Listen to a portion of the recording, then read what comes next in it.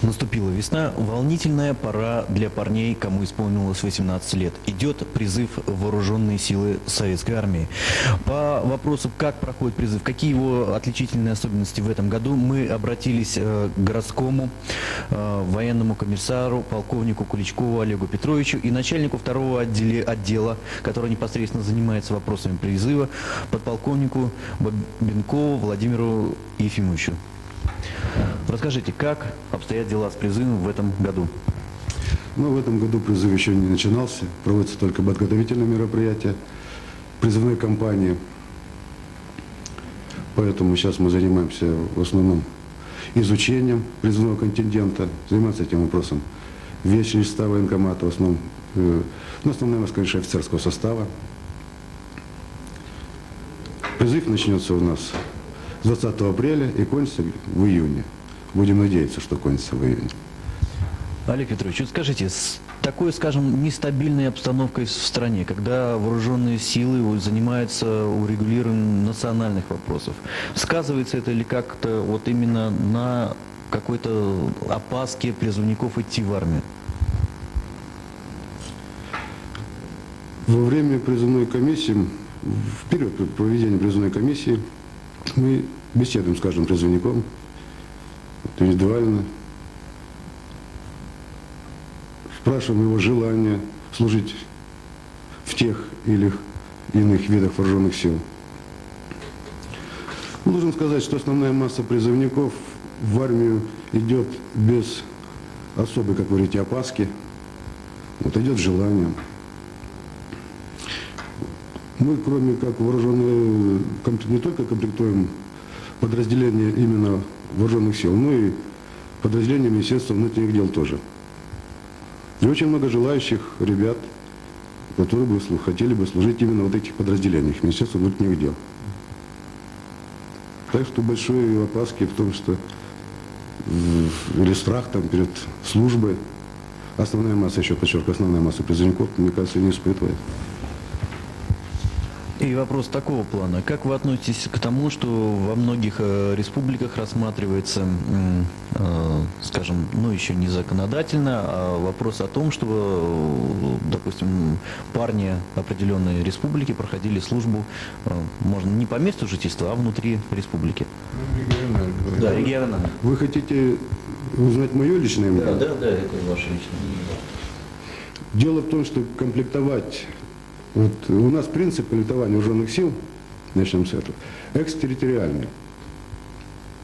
То есть солдаты должны служить не там, где им удобнее, а там, где это требует,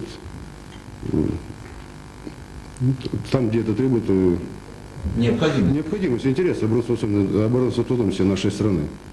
Вот, поэтому, если мы будем исходить из того, что где кому удобнее лучше служить, то, мне кажется, оборона от этого не повысится нашей страны.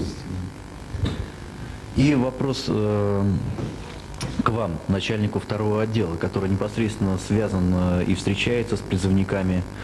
Как в этом году? Ведь есть определенный план по набору в армию, в каждый призыв. Выполнен ли будет в этом году?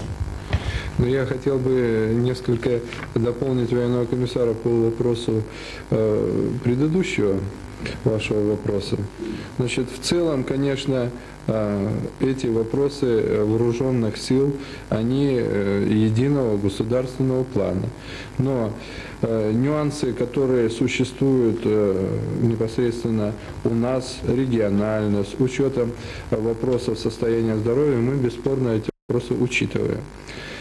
И в особенности мальчишки, которые у нас идут с ослабленным здоровьем, с вопросами социальных моментов, семейного положения. Мы в этом плане выходим непосредственно и, что в наших полномочиях, решаем вопросы комплектования регионально и особенно с точки зрения прохождения учебных подразделений. Там, где им легче будет непосредственно получить навыки солдатской службы, ну и непосредственно с точки зрения того, хотелось бы сказать, по вопросу комплектования строительных частей.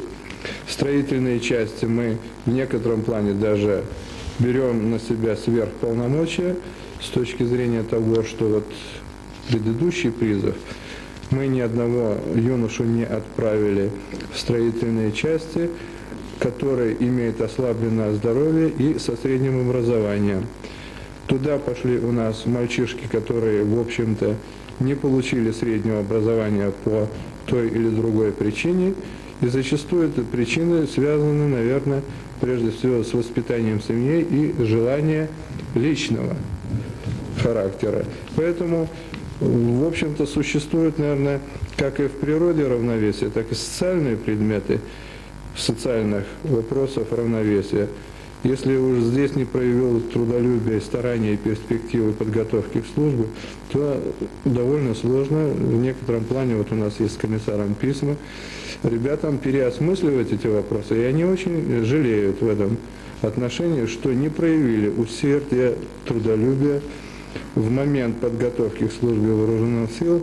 И в данном случае, вот, допустим, все работы, которые не связаны с боевой подготовкой, чисто боевыми вопросами обучения, которые чисто через физические моменты им физического труда доходят в солдатской ратной службе, здесь, конечно, нам бы хотелось посоветовать, чтобы, и мы не стараемся в этом плане, как можно больше уговариваем, чтобы ребята получали среднее образование, пользовались государственным правом отсрочки, а только после этого должны принять решение, где ему служить.